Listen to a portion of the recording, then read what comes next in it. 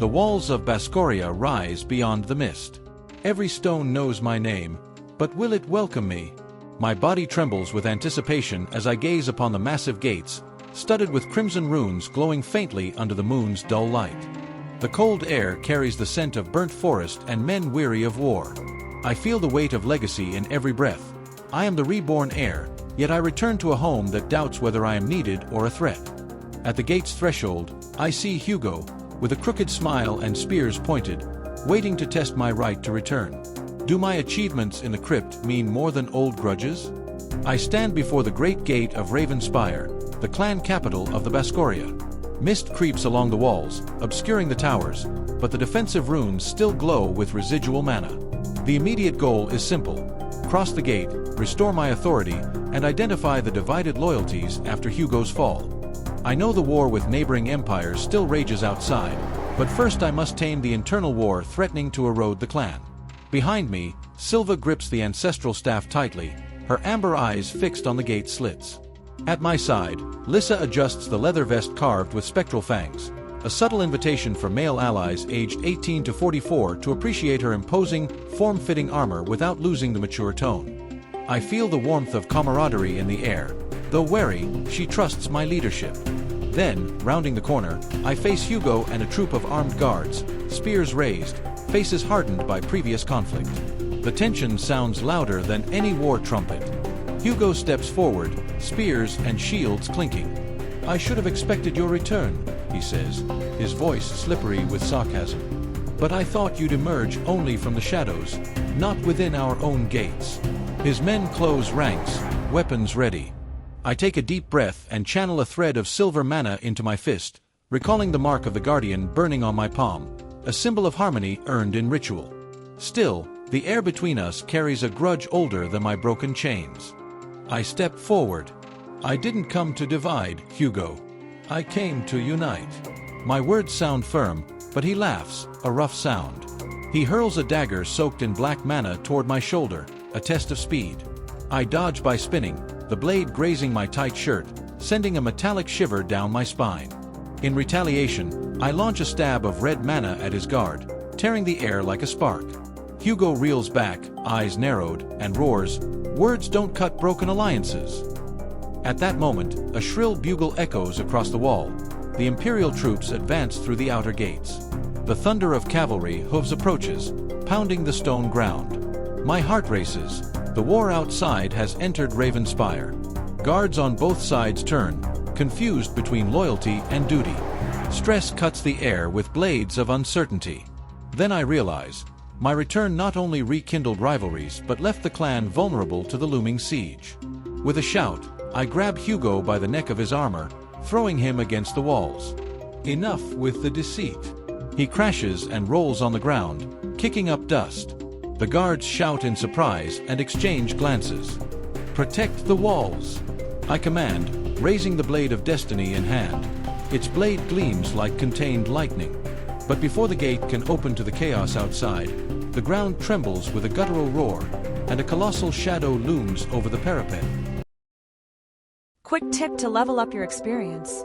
Read Manhwas and light novels for free. Listen to epic audiobooks. Watch unlimited anime. Play cloud games with no console. And stream the best anime soundtracks. Check the description now and grab your free trials. An arcane battering ram of black bronze smashes through the outer doors, forcing them to creak and split apart. Sparks fly and wood shards rise like butterflies of fire. The Imperial force floods in mass, spears pointed at the heart of the castle. My guards fall back, but some hold firm, forming a human wall of shields.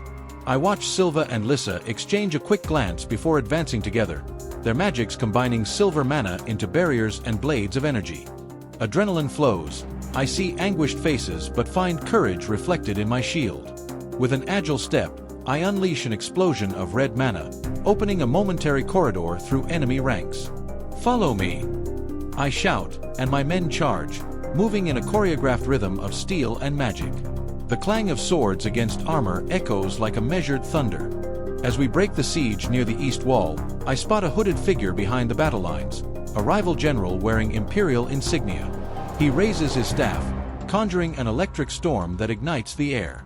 I stop running, reach for my waist, grab a light helmet, a quick fan service of my ever-ready gear, and put it on deftly. "Looks like we'll have to negotiate face to face," I murmur, a crooked smile. I leap over a makeshift barricade and close the distance with a punch's speed, driving the blade of destiny into the general's shield. The blade vibrates, reacting to the purity of my mark of the Guardian.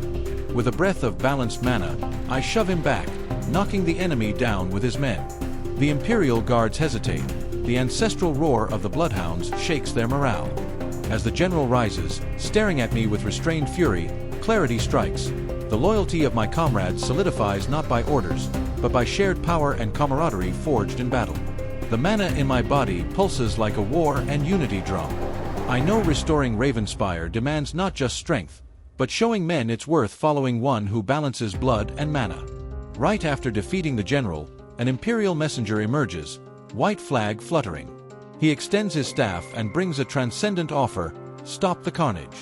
The Emperor desires a non-aggression pact, in exchange for 10% of the Crimson Vale mines.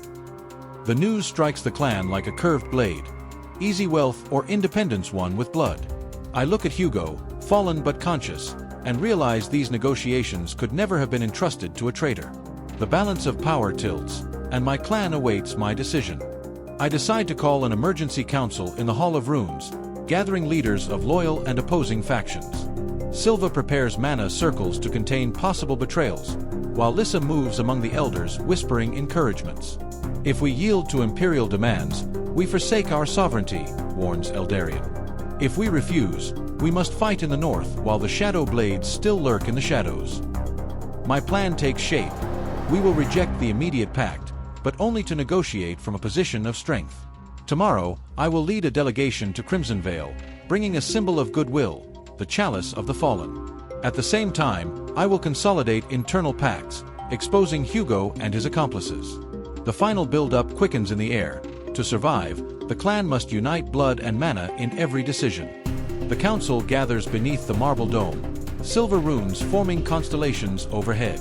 The leaders sit on chairs studded with ancestral bones, faces marked by anxious expressions. I step forward, the blade of destiny hanging from my belt, the chalice of the fallen in hand. The silence weighs like stone. "Bascoria," begins the eldest, voice trembling, "they offered gold and peace, but at the cost of our freedom. What shall we do?" Murmurs ripple through the hall. Hugo, seated at the far end, crosses his legs and smiles arrogantly. "Accept it, or stand alone against all." Seeing him, my stomach churns.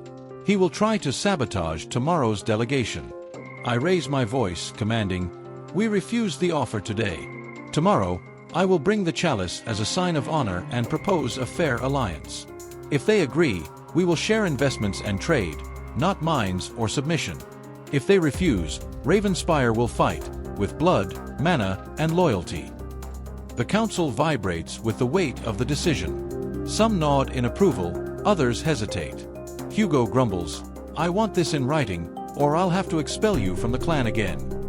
At that moment, a distant bugle sounds inside the hall, followed by war drums from the inner walls. Everyone rushes to the arched windows.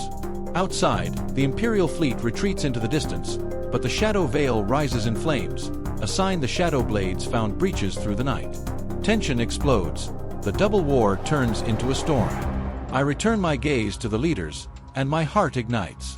Prepare for dawn. The pact will be sealed, or the clan will be forged in fire once more. A consensual roar bursts forth, not of wolves, but of men willing to face chaos united. As the council dissolves into coordinated chaos, a messenger bursts into the hall, bloodied body, devastated eyes. He trembles as he speaks. They found the ancient tunnel beneath the moon tower. The Shadow Blades invaded the Founder's Crypt. The ground seems to open beneath my feet. The Founders, the sacred place where the first pact between blood and mana was sealed. If they have desecrated that crypt, not only does the political climate collapse, but the clan's cultural heart. I feel my blood boil with fury and urgency. I look at Silva and Lissa, their faces shining with determination and fear. I turn the chalice of the fallen in my hand. If the Shadow Blades want war, we'll give them a battle they'll remember in nightmares. Burning with adrenaline, I run toward the hall's exit, pushing past leaders and guards. The echo of my boots on stone sounds like a sentinel of a dark fate. The war is no longer just outside, it's beneath our feet. Did you enjoy the video? Don't forget to leave a like and subscribe to the channel. This helps us know which stories you love most and which ones we should prioritize in future productions. Your support is essential for us to keep bringing you the best manhwa content every day. See you in the next episode.